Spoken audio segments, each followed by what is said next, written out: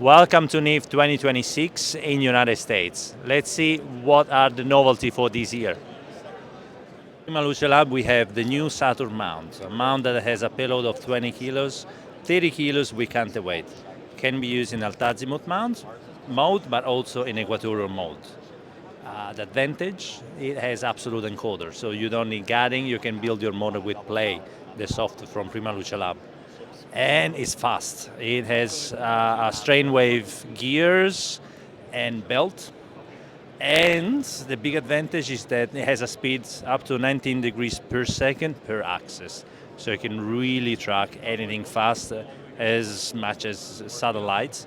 And you can upload TLE data for tracking satellites. From Sky Rover, we have this new 150 mils apochromatic binocular that has 2-inch eyepiece holder, and this is the new version that it's with straight eyepieces.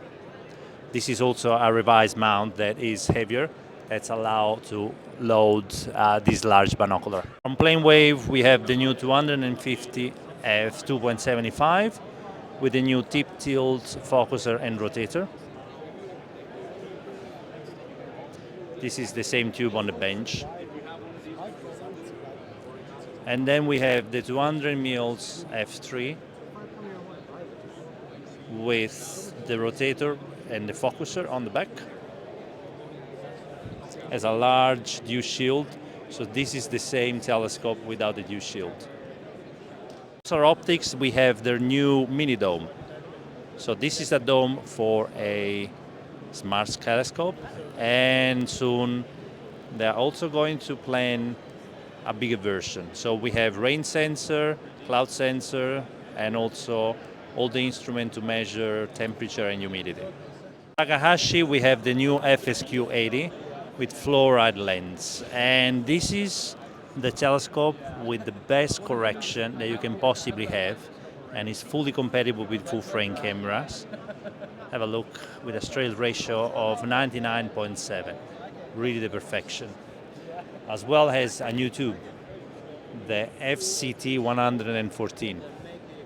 A triplet, easy to carry, much lighter than the previous model, and it's also compatible with Vixen bars. In Primaluce Lab we have a new version of Play.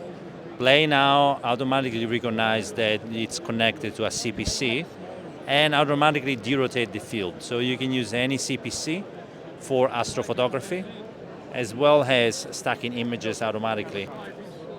The big advantage is that you can take picture up to 4 minutes long with a CPC 8-inch and up to 3 minutes long with a CPC 11-inch. As well, here we see the rotator arco, we see the clamps, this is a new product, and the focuser from Primaluce Lab that shift the mirror. You can also integrate a Esatto 2-inch for better focusing. And everything can be controlled by Play, everything that can be installed on the Eagle or on a separate computer. Star, we have the new 60 mils refractor, the 100 mils refractor, and the big novelty that the new version now of the Quark has a new firmware that allows you to control and to tune the bands using your computer. So no longer needed to do manually, and you can control your Quark remotely. Over here you can also see the Gemini. Gemini allow you to select between prominence and chromosphere, and you can see really the difference. So difficult to focus and to use the phone, but with the prominence filters you can see the sun that is brighter, less sharp, but definitely you can see the prominence better, that are fainter. And with the chromosphere version you can see more sharpness, more details, but of course the prominence are less visible, especially the more fainter one. We have their solar telescope, the Heliostar 76 and the Heliostar 100. Now I tested both, and definitely the 100 show the sun much brighter and with more details. From ToopTech we have the new camera, the 676, and it could be just a planetary camera, with a 1.25 inch attachment, but also there is this fan that's allowed to transform this planetary camera in an air-cooled camera.